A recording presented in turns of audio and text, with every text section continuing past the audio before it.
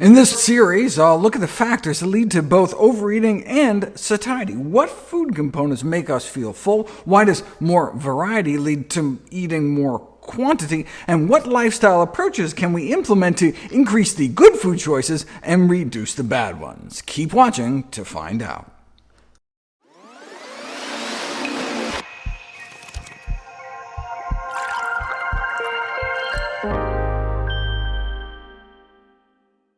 Anyone can lose weight eating less food. Anyone can be starved thin.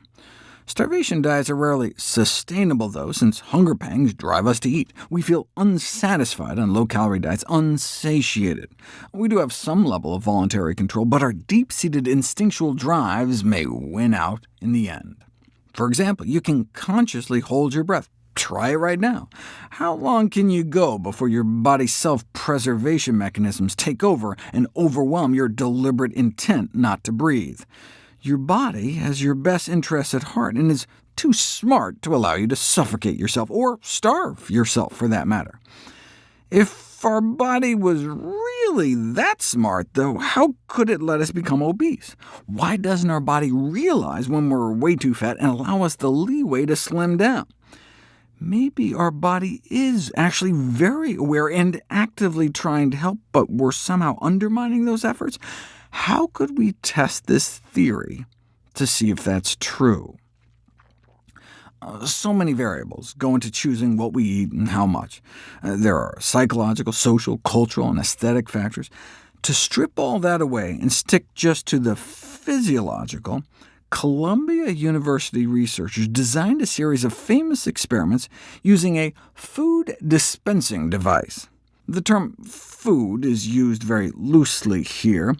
Their feeding machine was a tube hooked up to a pump that delivered a mouthful of bland liquid formula every time you pushed a button. Research subjects were instructed to eat as much or as little as they wanted at any time. In this way, eating was reduced to just the rudimentary hunger drive, without the usual trappings of sociability, meal ceremony, and the pleasures of the palate. How much would people be driven to eat? Put a normal weight person in this scenario, and something remarkable happens. Day after day, week after week, with nothing more than their hunger to guide them, they eat exactly as much as they need, perfectly maintaining their weight. They needed about 3,000 calories a day, and that's just how much they unknowingly gave themselves. Their body just intuitively seemed to know how many times to press that button. Put an obese person in that same scenario, and something even more remarkable happens. Driven by hunger alone, with the enjoyment of eating stripped away, they wildly undershoot, giving themselves a mere 275 calories a day total. They could eat as much as they wanted, but they just weren't hungry. It's as if their body knew how massively overweight they were, so it dialed down their natural hunger drive to almost nothing. One subject started out at 400 pounds and steadily lost weight. After 252 days sipping the bland liquid, he lost 200 pounds. This groundbreaking discovery was initially interpreted to mean that obesity is not caused by some sort of metabolic disturbance driving people to overeat. In fact, the study suggested quite the opposite. Instead, overeating appeared to be a function of the meaning people attach to food beyond its use as fuel, whether as a source of pleasure or perhaps relief from boredom or stress. In this way, obesity seemed more psychological than physical. Subsequent experiments with the feeding machine, though, flipped such conceptions on their head once again. If you take the lean study subjects and covertly double the calorie concentration of the formula, they unconsciously cut their consumption in half to continue to perfectly maintain their weight. Their body somehow detected the change in calorie load and sent signals to the brain to press the button half as often to compensate. Amazing.